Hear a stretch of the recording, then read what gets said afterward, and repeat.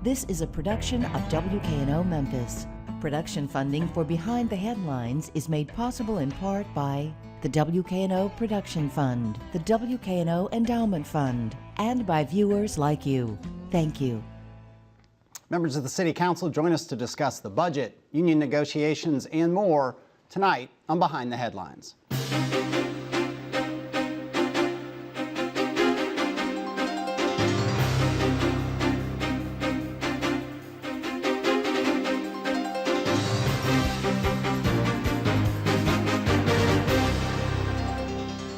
I'm Eric Barnes, publisher of the Memphis Daily News. Thanks for joining us. We're joined tonight by three members of the City Council. Shay Flynn, thank you for being here. Thank you for having me. Jim Strickland, thank you also for coming back. Thank you. And Lee Harris, thank you very much for coming. Sure, thanks. Bill Dries, also senior reporter from the Memphis Daily News. Let's start with the budget, and Budget Chairman Strickland, will there be a tax increase? That's what the people of Memphis want to know. I hope not. And I count a tax increase as anything over our $3.11 tax rate. Right now, the mayor's proposed what he calls a continuation budget, which because the collective property values in Memphis have gone down, the rate would have to go up just to even out the tax collections. So he's proposed a $3.39 tax rate. He calls it an even rate or even collections. I call it a tax rate increase, and that's where the battle will be. Well, and Shay Flynn, is it possible to keep the budget, the tax rate at $3.11 with the decline in property values, which is what the mayor, I guess, would say is causing that increase?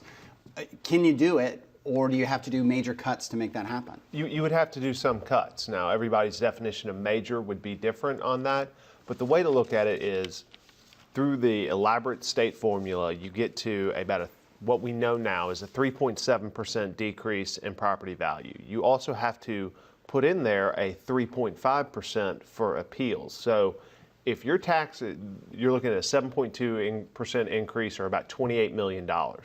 So if you're looking at your new assessment and you didn't go down 7.2% or more, it would be a tax increase for you. And we know that commercial properties went up in the valuation. That's why the decrease is not higher. That's why I think it's really, really important that we don't just sit there and fall into, we need the same revenues, that's fair, that's even, because it's not. And I think it has a real damaging long-term impact on our community, and we have to find ways to save or other revenue streams to offset it, but we have about a $28 million gap that we're going to have to fill. Councilman Harris, get your take on that key question. I mean, no one wants their taxes increased. Is it possible to make up for that declining property value without raising taxes? Well, I mean, I think the question is multi-part. I don't think it's just a question of tax hikes or tax cuts and so forth. I think the question is also whether or not people get the services that they desire, or whether or not people get the government that they want. And one thing I want to see from the budget process, and one thing I've asked the mayor and also asked his division directors as they come down is, I want to hear them articulate a vision of where they're going to take their division and where they're going to take the city. And this budgeting process is a chance for them to articulate that vision. So right now, I'm not satisfied. So I'm not going to do a double whammy. A double whammy for me is a tax hike and people don't get the government that they want. And so they don't get the sidewalks for the kids to walk to school. They don't get the community centers. They don't get the parks. They don't get anything like that. And right now, that's what we're facing. We're facing a tax hike and a government that is not really the government that people want. And so, you know, I am hopeful that something is remedied, that we get the government that people want, or we give them a tax rate that reflects, reflects some of those missing services. Okay, Bill. Jim, are you all working on a budget here with the idea that in July you're going to vote on whether or not to put a sales tax hike referendum on the ballot? That is definitely one of our considerations. Shay and I had proposed a 0.5% sales tax increase to really go for funding pre-K education and to reduce our property tax rate. But we were operating under the assumption that the mayor was going to propose a budget at $3.11, not raise our tax rate. Well, when we found out about a month ago that he was going to propose an increase in the tax rate, we just worried that, we knew the county was going to raise the tax rate, and then the city would raise the tax rate, and then a few months later we'd ask the citizens to raise their sales tax rate. I'm not so sure the city would vote for that. And remember, just last fall, they voted 3-1 against a sales tax increase. Mm-hmm. So what we've committed to do is work very hard to try to pare down the mayor's budget, get it down to $3.11, and then kind of revisit where we are on the sales tax. Okay. Shay, do you think you all can get it to $3.11? That's a pretty tall order, it seems like. Through a variety of different ways, yes. I mean, there's no question we could if we desire. Now, the questions come is how much of that is to a policy decision based on the amount of services you want or need, and how much of that is protected turf and political will would be lacking. That's really the problem. There's a lot of ways to get there. I mean, again, it's a $28 million problem right now. There's ways to get that down, whether or not there's the political will to do that, or whether or not there's the political will to do other new things that would add to that burden. 28 million, what is the total budget, just to give people perspective, give or take? The total budget, you have to go through a bunch of different numbers on there, but it is 600, what we spent from all reoccurring revenue sources last year is $628 million. The mayor has proposed a $622 million budget from all recurring revenues this year. So it seems like we have $6 million there on the jump, but the administration insists that's not the case, and I'm waiting for an explanation on that. Okay. Lee, you're the newest council member, so you've kind of walked into what's been happening for several years here on the council, and that is that you have this divide from some council members who say we're not doing good enough in terms of spending what we have to, and kind of restricting the growth of city government over the long haul. And then other council members who are saying we need the services, you want the services, we have to pay for the services. Where are you in that discussion? Well, I think I'm in the middle. I mean, I think both camps are right. I mean, I think we are spending a lot of money in places that we shouldn't spend it. And I think we should be redirecting some of that money to some services. I mean, I think that, for example, I've brought several proposals to the council. Will continue to do that. For example, there are park renovations. There are police stations that could be built in North Memphis. There's a police station on Firestone, for example, that could be built. There are community centers that, could be renovated. There are libraries that could have extended hours where there's demand for library services. So all these types of things are places where we should spend money. And we're not, and instead we're spending money in other places on other services that are not really making a difference in a lot of the lives of a lot of folks. And so, I'm both camps, is that the spending should be cut and the spending should be redirected to other places that are going to make a real difference in the lives of Memphians, that are going to make them feel good. Because what should be cut? I mean, for example, you talk about some of the things that should be spent. We've got an EDGE budget. I'm obviously against corporate welfare and so forth. So we've got an elaborate corporate welfare program called EDGE, and that's in the budget. And I don't know what the tune of those dollars are right now, but I think they're about $2.5 million, unless I'm incorrect, about $2.5 million. So that's $2.5 million that we've put in the budget and that stops us from funding things like sidewalks and community centers and fire stations and blight patrol and things that actually people care about. And so it's hard for the average Memphian to understand why you'd have an elaborate and expensive welfare program instead of doing things that people actually care about. And so they're going to get mad. Yeah, they're going to get mad because there's a tax hike and there are services that really don't make a difference in their lives. Certainly don't make a difference in the lives of folks I represent in North Memphis and in Fraser. Well, you mentioned about spending, you mentioned police. One of the big items, obviously, in the city budget is personnel. And right now there's a lot of discussion about whether the unions will get, I don't know if you want to call it an increase of 4.6% or a restoration of 4.6% that was cut some years ago. Where do you stand on that? Because really, you can talk about $2.5 million in EDGE. You can those are big numbers, but the biggest number is people. So where do things stand from your point of view in terms of restoring or increasing the pay of police, fire, et cetera, et cetera? Again, it's not as simple as that. I mean, it's a little bit more complex, at least for me. But if I wanted to boil it down to a simple message, is that you've got to treat your employees respectfully and you've got to treat them humanely. And of course, it was not the right thing to do to reduce their pay, and we should try to do what we can to restore it. And when you talk about spending the dollars, I've got to take a message to my community, and that message to my community is that we're doing something well. And so if I tell them that we're going to increase police pay, and that's going to be the $260 million, then it's also got to be combined with a vision that says we're going to reduce the crime rate. That we're going to reduce the crime rate by 2%. That's what I want to hear Director Armstrong say when he comes to the City Council. I want to hear him say I'm asking for $300 million, whatever it is, but I want to hear him say $300 million in order to reduce crime by 2% or 3%. Because then I can take to the community and say, he's increasing the amount of taxes that you have to pay, maybe, but he's doing it because he's promised to try to reduce crime by 2% or 3%, and that's where Blue Crush and the things that Jim has talked about often Right. come into play. Councilman, your take on where you all are with the unions and that 4.6%. There's 2.3%. Some people have floated that. Where do you stand? Well, I think every council member would love to restore the full 4.6%. But I'm not sure we have the money to. And one thing that kind of gets lost in this conversation is that over the 5 or 6 years that most of us been on the council, employees have gotten a net increase in pay of 3.4%.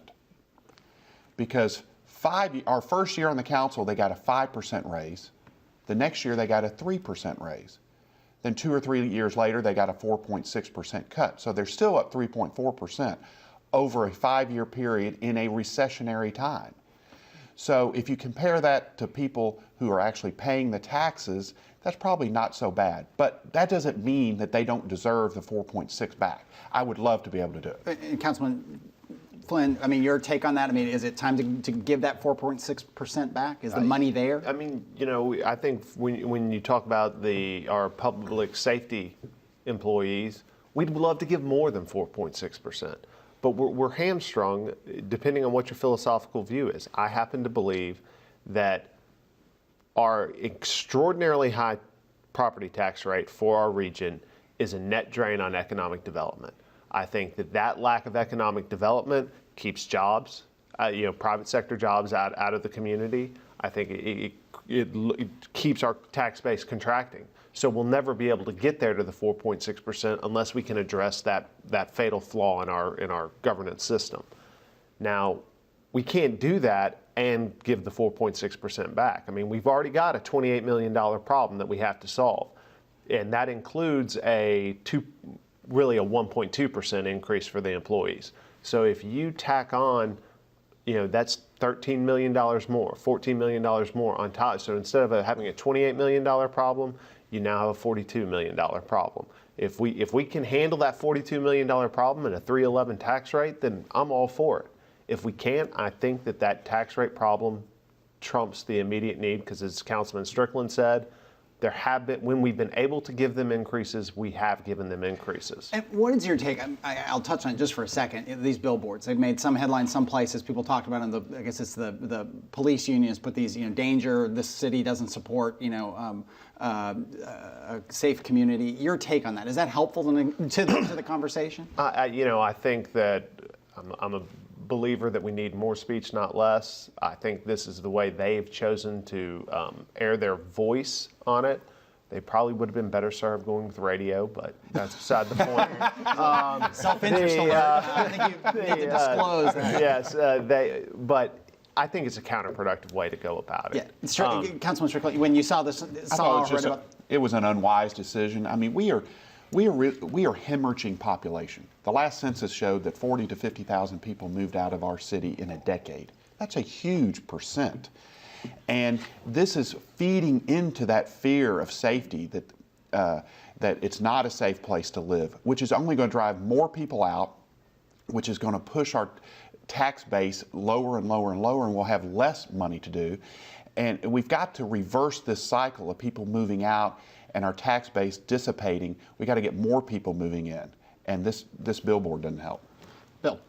Is there a middle ground between $3.11 for the tax rate and a 28-cent tax hike or tax rate increase? Is there a middle ground in terms of the number? Not for me. Not for me, because of what Shay's talked about. And people joke with me that I say it so much, but people are voting with their taillights. And we can't compromise. All right, what are we going to compromise? Over the next decade, we'll only lose 25,000 people instead of 50,000. That's not a compromise. That's losing. That's surrendering. And we have to turn things around here, and we got focus on the big three things: crime, schools, and our tax rate. And we're talking about the tax rate today. We have to keep it as low as we possibly can, and we can't compromise on that. But are we winning if we keep the tax rate at $3.11, but we shift some of the revenue to the sales tax hike, Councilman Flynn? Well, that's a separate analysis. You really have to go back to our core assumptions on that becomes a very political question. How do you get this passed? If taxes go up on the property side, then it appears to any rational observer that we're just playing shell games with the money. And it's going to be impossible to get it passed, and there's costs associated with the special election. So, I look at them as totally different things. I mean, the government has to show the taxpayers continued good faith in trying to keep it low, not just looking for an easy way out. And then I think it becomes a tool to get it even lower. And and there's other tools available when you talk about that $28 million with fees and stuff like that. I mean, Memphis, we have some of the lowest fees you'll ever find, and that's not working out for us because we're subsidizing them all through the property tax rate, and we're hemorrhaging population. You asked about the middle ground between it, and obviously there's a lot of middle ground numerically that will be there, but I know for, Councilman Harris mentioned his constituents. I know that my constituents, a good number of them, didn't just see their property values remain flat. They saw increases of 20%, 30%. So this is a huge tax increase on them. And if they own a home and a business, then they're just getting obliterated, and we're incentivizing them to move down the road 10 miles. It's not that hard. Let me shift gears somewhat. We talked about the declining population. We talked about government services. You did, Councilman Harris. Let's talk about some of the big projects. And this is where sometimes you'll hear people say, hey, if they just cut, funding of the Chisca Hotel or of the Pyramid or of, you mentioned Edge, which is slightly different. But for some people, those all fall in one place. What about those big projects? Is the city, which I think supporters of projects like Bass Pro say, hey, we want to draw people in, or the Chisca Hotel, or the fairgrounds, that Overton Square. Sure. Big dollars going to those projects in part to address, people say, the decline in population. Do you see room to cut those kinds of expenses? And do those fall in the same sort of areas that you described Edge? Well, I think it's a project by project basis, but so there's no one story for every project. But the short of it is, I think big projects are okay if it's what the citizens want. There's some big projects out there on the horizon that are not part of this budget that citizens actually want. One is the Crosstown project, of course. The citizens want that. So they've had blight in their community for decades now, since the Sears vacated from Crosstown Sears. And so they want to see something happen with that parcel of property.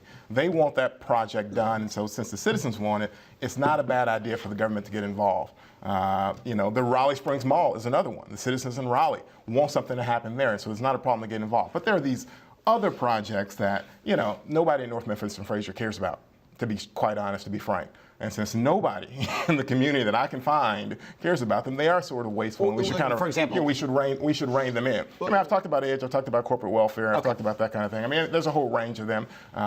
So the short of it is, we should stick to our core services. When in doubt, stick to our core services. That's streets, that's libraries, that's parks, that's community centers, that's public safety. That's it. Okay. And when in doubt, do that. And if you have to do something else, you do it because the citizens bring it to you and say, this is an important project for me. And Jim, your take on that? I've heard, I think Councilman Flynn has said this before, that you're mixing and matching. You talk about the operating budget, you talk about the capital budget, and they're two different things. But to the average citizen, it's a bunch of money going into an abandoned Sears Tower that should which is not going in the Sears Tower. Well, but here's the argument you hear, and I'm just giving the other side of this, that, well, it's a boondoggle, and that should be done by private money and so on.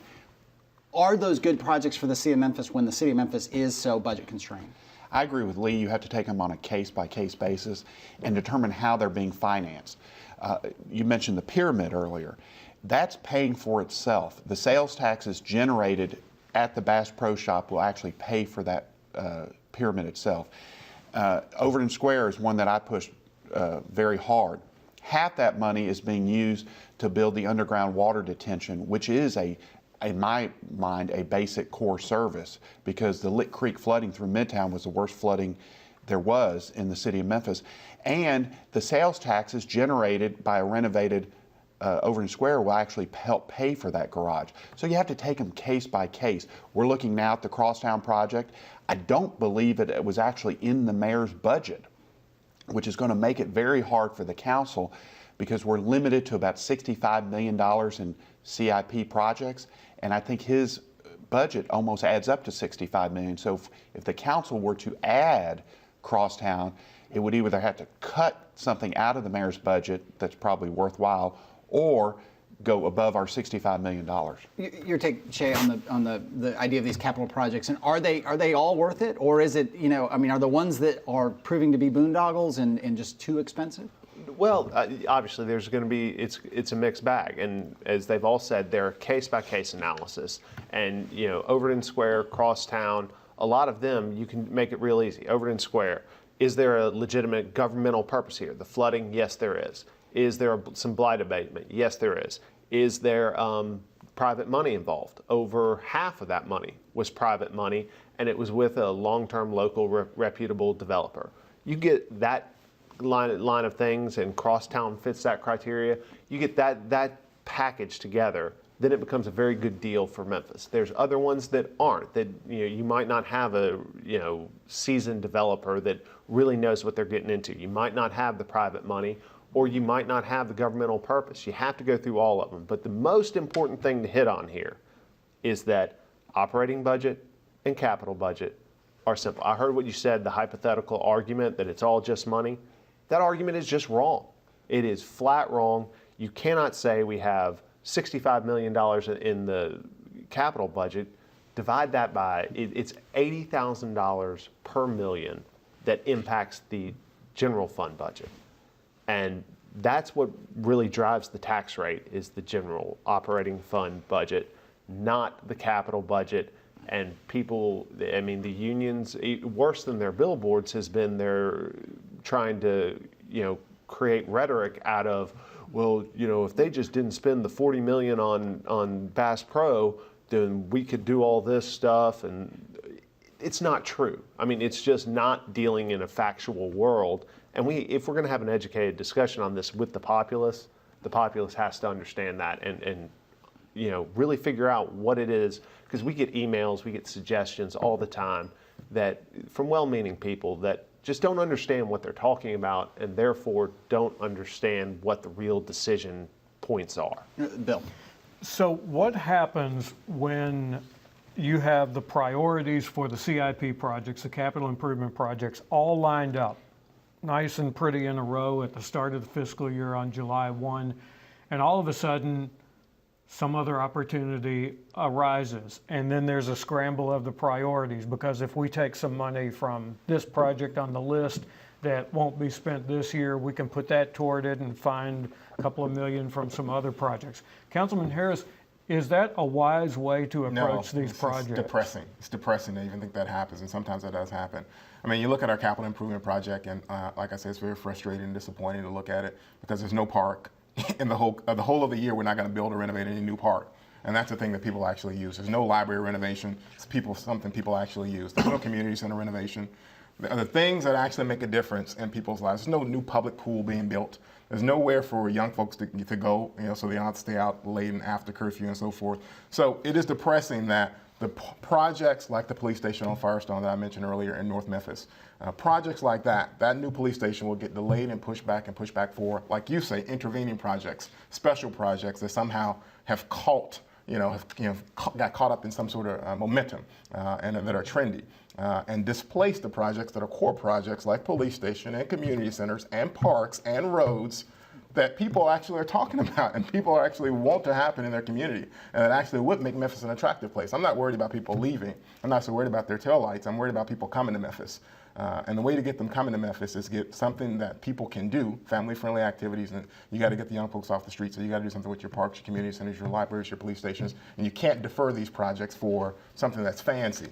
And I'm not pointing out any project, because I think a lot of these projects have merit, even over in the square, which is, has merit and so forth. But others, not so much. They shouldn't displace necessarily police stations and parks and community centers. One thing we're not talking about, in part because the city doesn't fund schools anymore, but obviously I think all of you would agree that's the other part of what drives people in and out of the city is, we talked about crime, we talked about tax rate, and obviously schools. A basic question, and I guess I'll put this to you, is the city going to make a payment that, what is it, some $40 million, I lose track of the number, to the Unified School Board? Is that in your budget plan? It's not in the mayor's budget plan, and each day that goes by that the council is reviewing the budget makes it less likely it's going to happen this year. The council, 2.5 years ago, passed a resolution asking the parties to mediate, to sit down, everyone get around the table and settle this thing. And in 2.5 years, the school board has not taken us up on that offer. I think if we all sat down and worked this out, like the other school litigation where Shay represented the council, we can get this thing worked out. But I'm not sure why the school board won't agree to mediate. Well, let's go to you on that. You've been integral, Shay, in the changing of how the city funded and pulling back that funding and all of this. When you look at where the Unified School Board is now, where the school system is now, that they're going into this next school year, they're pulling it together, I guess one would say, but it's been rough. And then you have the prospect that the suburbs are going to break off in a year. I mean, I think everyone thinks that's what's going to happen. Are you happy with where the school system is going? I'm more optimistic with where the school system is going rather than what we had with the status quo. I mean, I think, we sometimes compare this process to sort of a platonic ideal, but it helps to remember where we were, where we were with the school systems and 4% college ready. I know we were getting A's from the state, but you could look at our statewide grade. I mean, this is an area that deserves this focus. It's so emotional. You're talking about people's children, and it's always was going to be messy. The municipal school system, I'm optimistic that as long as the school board continues to keep their eye on the prize of building the best unified school system, then we'll have a better result. All right. Well, we will leave it there. Thank you for joining us, Councilman Harris, Councilman Strickland, Bill. Thank you. And thank you for joining us. Join us again next week. Good night.